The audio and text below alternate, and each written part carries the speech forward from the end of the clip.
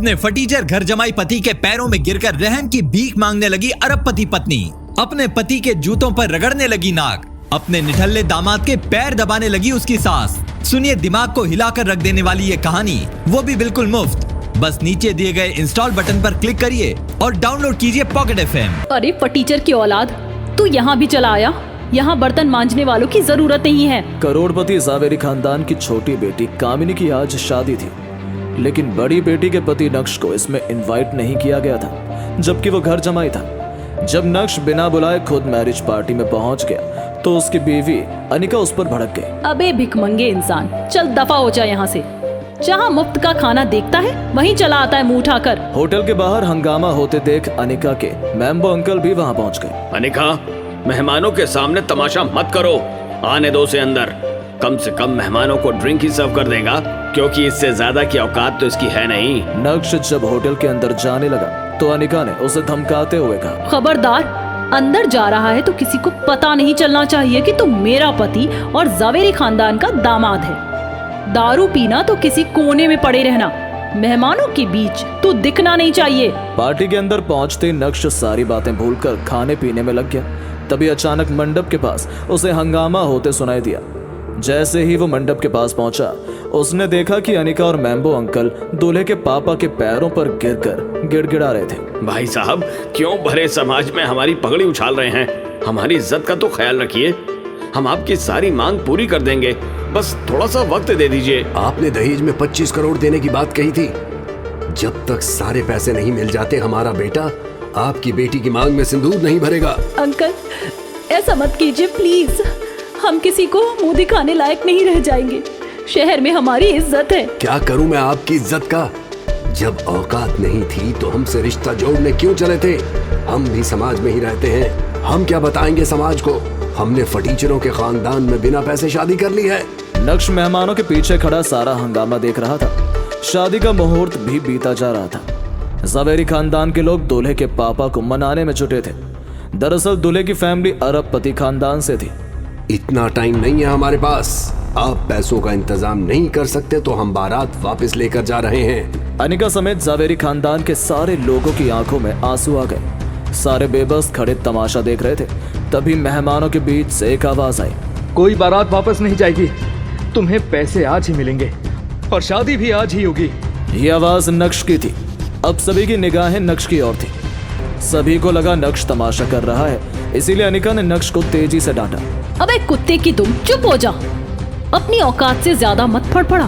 दिख नहीं रहा कितनी सीरियस बातें हो रही हैं? तभी अचानक अनिका की नजर दूल्हे के पापा पर पड़ी, जो नक्श के पैरों पर गिरकर गिड़गिड़ा रहे थे। मुझे माफ कर दो नक्श बेटा, मुझसे बहुत बड़ी गलती हो गई। जिस कंगाल के पास खाने को नहीं थे पैसे, उसके पास कहां से आए 25 करोड़ रुपए? अपनी बीवी से गालियां खाने वाला फटीचर कैसे बन गया इतना रईस इंसान? इतने पैसे होने के बाद भी क्यों जिल्लत भरी जिंदगी जी रहा था नक्श? बात बात पर नक्श को जलील करने वाली अनिका अब क्या करेगी? नक्श शादी के बाद से ही अनिका के घर में ही रहता था। सिर्फ अनिका ही नहीं, ससुराल में कोई भी उसकी इज्जत नहीं करता था। अनिका की बहन कामिनी तो उसे अक्सर ही बेवजह पिटवा देती थी। अनिका दीदी, देखो जीजू मुझे गंदी नजरों से घूर रहे हैं। कामिनी की झूठी शिकायत पर भड़की अनिका अपने पति नक्श को पीट देती है। नक्श बेचारा मार खाकर रह जाता है। अरे शर्म कर, निकम्मा होने के साथ साथ तू गंदी नाली का कीड़ा भी है। मेरे घर में नौकर नहीं टिकते हैं, नहीं तो तुझे घर से निकाल देती। क्यों जीजू, दीदी के हाथों पिटकर मजा आया ना? मुझे तो तुमको पिटता देखकर बहुत मजा आ गया। एक दिन रोज की तरह जब नक्श किचन के जूठे बर्तन साफ कर आया ही था, उसने देखा कि अनिका रो रही थी। घर के सारे लोग टेंशन में थे, क्योंकि किसी ने कामिनी को किडनैप कर लिया था और उसको छोड़ने के लिए 10 करोड़ रुपए की फिरौती मांगी थी। हे भगवान, समझ नहीं आ रहा है क्या करूं। 10 करोड़ का इंतजाम भी कैसे करूं? हम तो पुलिस को भी नहीं बता सकते। सारा मामला समझने के बाद नक्श ने अनिका से पूछा, अनिका, क्या मैं कुछ करूं? नक्श के बोलते ही अनिका गुस्से से तमतमा उठी। अपनी दुम दबाकर बैठ चुपचाप। बीवी से पिटने वाला इंसान अब गुंडों से मेरी बहन को बचाएगा? अनिका का गुस्सा देखकर नक्श चुप हो गया। तभी एक बार फिर गुंडों का फोन आया। अरे तुम लोगों को अपनी बेटी से प्यार नहीं है क्या? 1 घंटे में अगर पैसों के साथ शहर के बाहर खाली बिल्डिंग में नहीं आए तो इस कामिनी का कबाब बनाकर कुत्तों को खिला दूंगा। अनिका और घर के बाकी लोग मोबाइल स्पीकर पर गुंडे की धमकी सुन रहे थे। तभी नक्श चुपचाप वहां से बाहर चला गया। शाम हो रही थी, अभी तक पैसों का इंतजाम भी नहीं हो पाया था। घर के लोगों की टेंशन बढ़ती जा रही थी। तभी अचानक घर का दरवाजा खुला और कामिनी आती दिखी। घर के सारे लोग उसकी तरफ भागे। कामिनी, कैसी है तू? तुझे कुछ हुआ तो नहीं? कामिनी के पीछे नक्श खड़ा था। कामिनी उसे देखकर बस रोई जा रही थी। नहीं दीदी, मुझे कुछ नहीं हुआ, लेकिन नक्श जीजू ने।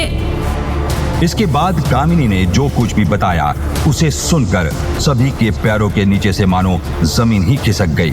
नहीं, ये तुम क्या कह रही हो कामिनी? कामिनी ने नक्श के बारे में ऐसा क्या बताया कि सभी के होश उड़ गए। नक्श ने गुंडों से कामिनी की जान बचाई या फिर उससे लिया अपने अपमान का बदला? क्या है नक्श की सच्चाई? उसकी सच्चाई जानने के बाद अब क्या करेगी अनिका?